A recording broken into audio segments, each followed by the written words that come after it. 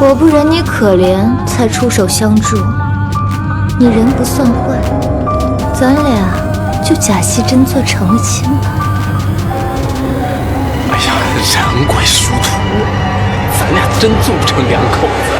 男人找纸扎匠扎了个纸新娘带回了家，谁知纸人居然诡异还阳。国华见女鬼实在美艳，便克服了恐惧之心，想要与其春宵一刻。但就在当天晚上，纸人却突然自己焚毁，但是一同烧掉的还有男人仅剩的银票。女鬼走前留下遗言，她说自己是大帅府的千金，家境殷实且富足，在10里外的乱葬岗中有一口红皮棺材，里面全是她的陪葬品。于是国华按照女人说的地址找到了她的埋身之所。只见她点燃3根香举过头顶，然后口中默念咒语，给我志哥点点关注，点点赞。随后他就感觉脊背发凉，身后凭空出现了2名怪人，这2人便是地府的阴差使者。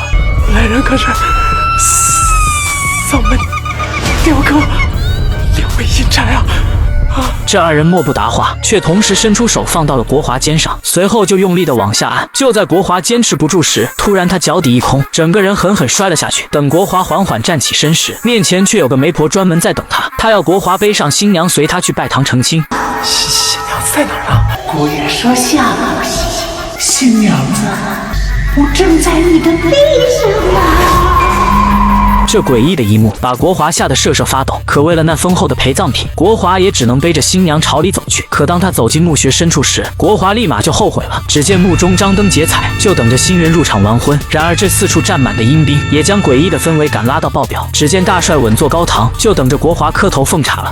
寅时已到，姑爷小姐拜天地。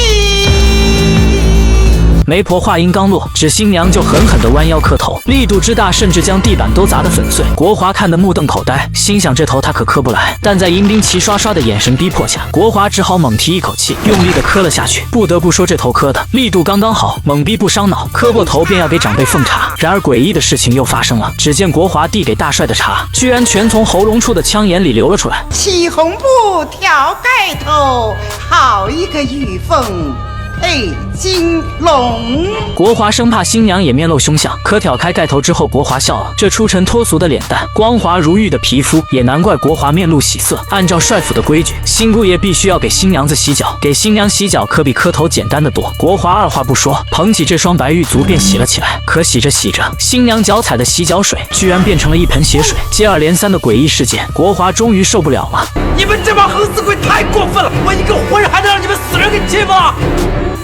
谁说你是大活人？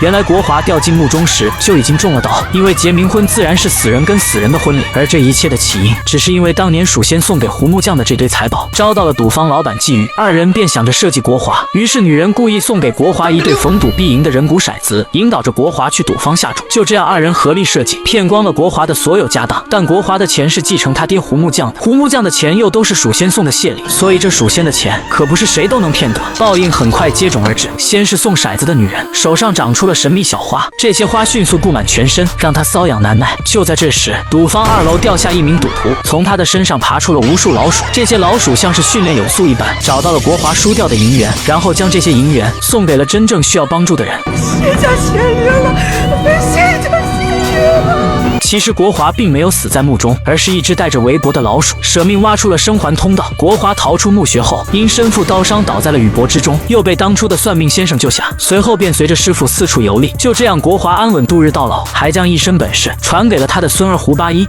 切记为人行善，莫要贪财。人点烛，鬼吹灯，鸡鸣灯灭不摸金。